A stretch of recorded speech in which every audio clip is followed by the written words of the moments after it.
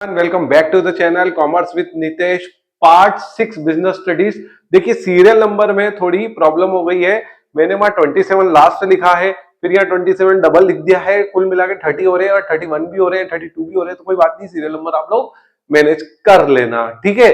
तो देखिए, right the difference between internal sources and external sources. सब आप बता तो चुके हो कि प्रमोशन होता है, ट्रांसफर होता है, एडवर्टाइजमेंट होता है और कैंपस होता है, ठीक है, मैं बता चुका हूं। पर एक्सटर्नल सोर्सेज और इंटरनल सोर्सेज में डिफरेंस भी आता है। तो इंटरनल सोर्सेज में प्रमोशन होता है, इनसाइड प्रमोशन होता है, ठीक है, और एक्सटर्नल सोर्सेज में एडवर्टाइजमेंट आउटसाइड प्रमोशन होता है, आउटसाइड होता है, सॉरी, प्रमोशन क्या आउटसाइड होता है, ठीक है। तो ये ध्यान रख लेना। Similarities between Henri Fayol principle and F W. Taylor's के प्रिंसिपल की सिमिलरिटीज क्या है, दोनों में समानताएं क्या है।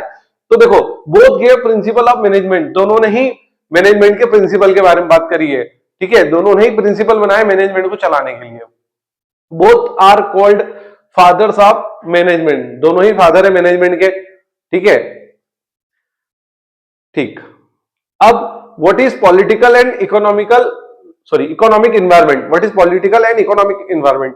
देखो क्या होता है, बिजनेस को अफेक्ट करने वाले कौन कौन से फैक्टर रहते हैं। कुछ राजनीति रहती है, ठीक है, तो बिजनेस को अफेक्ट डालते हैं। सर राजनीति बिजनेस को अफेक्ट डालते हैं मतलब गवर्नमेंट की पॉलिसीज, गवर्नमेंट की पॉलिसीज जो रहती है बिजनेस को अफेक्ट करती है, तो वो पॉलिटिकल एनवायरमेंट में आ जाएगा। आपको याद रखना है कि गवर्नमेंट की जो पॉलिसियां रहती है वो बिजनेस पर अफेक्ट डालती है, ठीक है। ठीक है, मतलब कैसे आप बोलोगे सर कैसे, अरे जैसे जीएसटी इतना परसेंट बढ़ा दिया, ठीक है, कमाई नहीं हो रही इनकी, ठीक है, और टैक्स बढ़ गया है, ठीक है, सेल टैक्स बढ़ गया है, इनकम टैक्स बढ़ गया है, ठीक है, जीएसटी लग गया है, तो बिजनेस को अफेक्ट करते हैं, ठीक है। उसके बाद इकोनॉमिक एनवायरनमेंट। अब इकोनॉमिक एनवायरनमेंट में क्या हो जाएगा, economic factors affecting business, economic factors affecting business, ठीक है। उसके बाद right the major of liberalisation.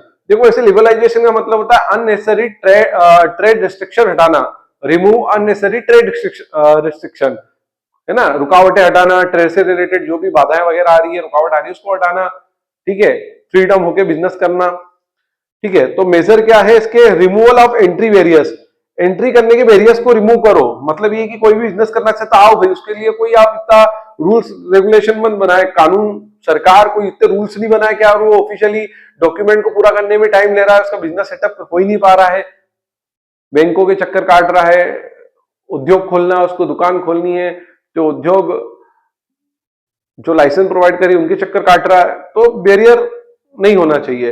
Reduction in tariff, tariff tax वगैरह, टैरिफ में वगैरह रुकावट नहीं होनी चाहिए, रिडक्शन हो जाना चाहिए, टैरिफ हो गया, टैक्स हो गया, income tax, sale tax, GST, इसमें थोड़ा कम हो जाना चाहिए, तो उनको दिक्कत नहीं है बिजनेस करने में, थोड़ा कम परसेंटेज में लेना चाहिए शुल्क वगैरह, ठीक है, टैक्स वगैरह, ठीक है। ये 30 क्वेश्चन हो गए हैं, मैंने कहा ना 31 32, कोई दिक्कत नहीं, कर लेना आप।